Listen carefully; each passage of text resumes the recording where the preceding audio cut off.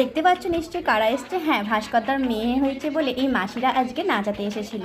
তো যাই হোক, ভিডিওটা আমি এখান থেকে শুরু করছি। হাই ফ্রেন্ড, আমি মধুমিতা। তোমরা সবাই কেমন আছো? আমার চ্যানেল মধুমিতা কর্মকারের সবাইকে স্বাগত।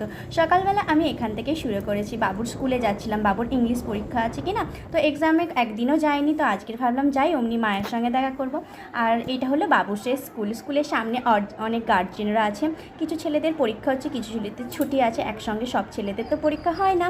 আর এই হলো সেই মাঝখানে রোড। আমি একটা দোকানে থাকি, একটা কাকুর দোকানে। কাকু কিন্তু ভীষণ খুব ভালো। এই দোকানটা হলো কাকুর স্টেশনারি দোকান। আমাদের সবাইকে বসতে দেয়, আমরা সেখানে গল্প করি। আবার কাকুর কথা বলবো, এত ভালো, কাকুর বলার মতো নয়। তো যাই হোক, আমি যখন যেতাম স্কুলে তখন ওই কাকুর দোকানেই বসতাম। তো বাবু পরীক্ষা বেশিক্ষণ নয়, 1.5-2 ঘন্টা হবে।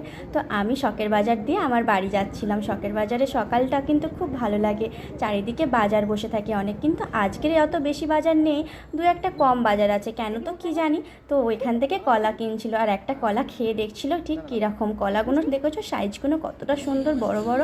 আর এগুলো কাঁঠালি কলা ছিল, বলছিল 3টে নিলে 10 টাকা নেবে। তো বাপের বাড়ি চলে গেলাম, গিয়ে চা করলাম। ও চা খেলো, মা আর বাপি দুজনে ডাক্তারখানায় গেছে ডাক্তার দেখাতে। মায়ের শরীর খারাপ কিনা, ওই যে মাঠটা দেখলে, ওই মাঠটাই ছোটো থেকে আমরা খেলে বড় হয়েছি। আর এই পুকুরে সাঁতার কাটতাম ছোটোবেলায়। আমাদের গ্রাম্য পরিবেশের বাড়িঘর তো তোমাদের কেমন লাগছে আমাকে কমেন্ট করে জানাইও। এই যে আমাদের বাড়ির সামনে কত ফুলের গাছ। আর এখানেই দেখতে পাচ্ছ আম গাছ, যেই আম গাছে অনেক আম হয়, সেই আমি বাড়িতে নিয়ে এসেছি। ও দেখলাম ঢিলি মেরে কটা আম পারলো, দেখেছো কত আম হয়েছে। সব কাঁচা আম পড়ে যাচ্ছে। আম ডাল খেলে আমের চাটনি খাওয়া হচ্ছে, কিন্তু পাকা আম খাবো কখন যদি সব আম পড়ে যায়। এই আম ছোটোবেলায় কুড়ানোর জন্য ঝগড়া হতো ভাই বোনেদের, কে বেশি কুড়োতে পারে। ঝড় হলে দৌড়তাম, বৃষ্টি হলে দৌড়াতাম। দেখো পুকুরটা কত জল শুকনো হয়ে গেছে, কি ভালো লাগছে না। পুকুরের চারিদিকে সবুজ ঘেরা গান। তো আমি বাবুর যেহেতু সময় হয়ে এসছে, তাই জন্য তখন 9টা বাজে আমি বাড়ি থেকে বেরিয়ে গেলাম। মায়েরা তখনও আসেনি। তো এই তো আমার বাড়ির সামনেই দেখতে পাচ্ছ, এটা মেন রোড। বাবু স্কুলে পৌঁছতে হবে। বাবু স্কুলে চলে গেলাম, গিয়ে দেখলাম খাতাগুলো দেখাচ্ছে, এইগুলো পড়েছিল। আমি এগুলোই করিয়েছিলাম, জানি না ও কতটা লিখতে পেরেছে এই পরীক্ষার খাতা। তো বাড়ি চলে এলাম, ভীষণ গরম বলে আজকের একটু নাইটি পরেছি, বাপের বাড়ি থেকে নিয়ে এসেছিলাম। আমি কিন্তু শাড়িই পরি, তো গরমের জন্য ও বললো কেন পরো না, এখানে তো এখন সবাই নাইটি পরে। তো যাই হোক, কলাগুলো এনেছিলাম, বাবুকে বললাম তুমি একটা কলা খাও না। এই যে আমগুলো দেখতে পাচ্ছ, ও ঢিলি মেরে পেরেছে আমগুলো, ঠিক আছে। ওই আমগুলো কি বড় বড় কিন্তু। আর এই নারকেলগুলো আমাদের গাছের নারকেল।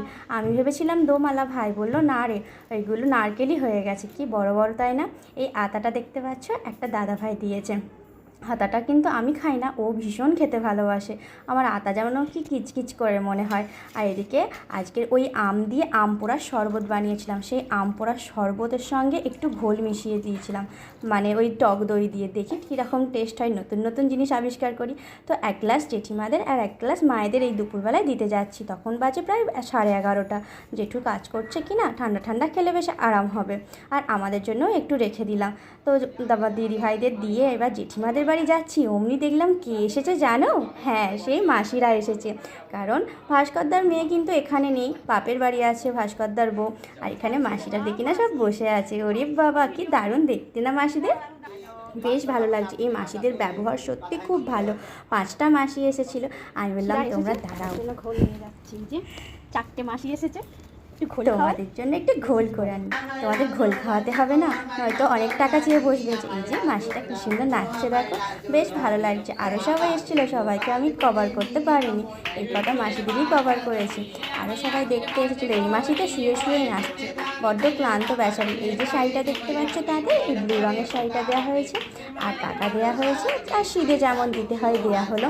মেয়েটা নেই, বললাম মেয়ে করে নিয়ে না নাচো তুমি, একটু তো নাচ দেখিয়ে যাও। তো ও পাড়া দিয়ে গামছা যাচ্ছিল, আমি দুটো গামছাও কিনে নিলাম। তো আমার এই ভিডিওটা তোমাদের কেমন লাগলো কমেন্ট করে জানিও। আর ভালো লাগলে অবশ্যই একটা লাইক করো। তোমাদের কী ভিডিও দেখতে চাই, কেমন ভিডিও দেখতে চাও সেটাও আমাকে বলো। আর যেসব বন্ধুরা সাবস্ক্রাইব করেনি অবশ্যই সাবস্ক্রাইব করে দিও। থ্যাংক ইউ বন্ধুরা।